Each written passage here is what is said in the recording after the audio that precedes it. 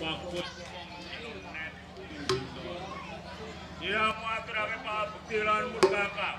Tak tampa mung puja astutining wong tuwa wae kepataman. Sanget anggen kula mundi mugya ndadosaken teguh kayuanan kula Kang Mas Sepa. Bos, yo kaya ngono kuwi sing tak karepake. Sliramu ndak biji minangka panggula wentahing kabeh para kawula ing Kabupaten Lamongan. Aja nganti kawula ing Kabupaten Lamongan keng padha sisip. Ya, mula sawantara lungguh Kang Prayoga. Ngestuaken inggih Kang Mas. Bijang Kang Mas, pati-pati. pun kakang bakal munggu pirsa kewajiban sing tak pasrahake kelawan kira panggula wentahing kabeh para kawula ing Kabupaten Lamongan nggih.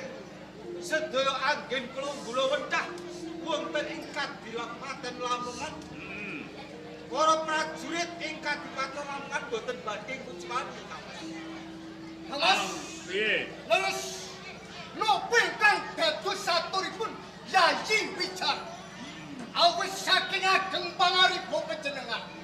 Hamer bawani sedaya kawula panjenengan ingkang tumundhuk wonten ing Utaraja.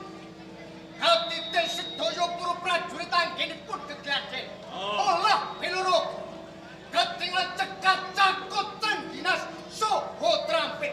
Sedaya kula wau ngejuk dados betenge negari dalem Kang Mas Sepa.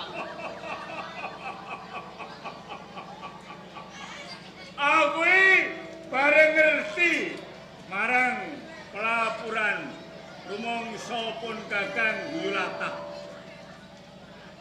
Kukuh lan bakuwing ing Kabupaten Lamongan wira merga saka pribadinipun Kakang Wirah. Merga saka sayuk rukuning kawula ing Kabupaten Lamongan.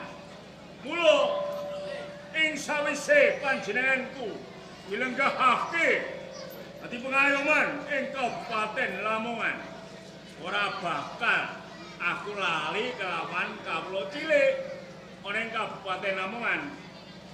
Merga aku dilenggahke merga saka guyub rukuning kabeh kawula alit ana ing Kabupaten Lamongan.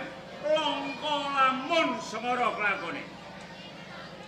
Pun kakang dilenggahake tanpa entuk sarujukaning kabeh para kawula ana ing Kabupaten Lamongan. 1, 2, dan nalika semana sliramu utusken supaya ngrajani marang para kawula ing Kabupaten Lamongan. Wiwit saka pucaing harga lumerek ana ing Karang Pradesan nganti lumebu ana ing sajroning kutha Goro.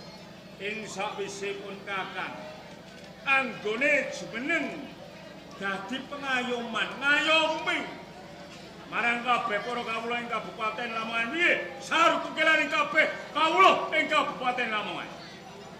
Kang Mas, kasengguh ing kawicaksanan dalam